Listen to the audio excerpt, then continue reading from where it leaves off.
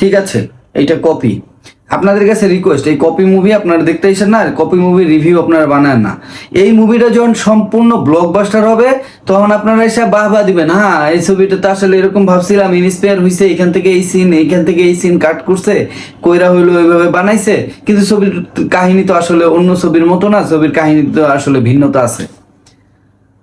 আপনাদের আপনাদের সম্ভবত চুটকি পুলকায়, আপনাদের চুটকি পুলকানোটা বন্ধ করেন, মানে আলোচনা করেন, সমালোচনা করেন, সেটা খুবই ভালো।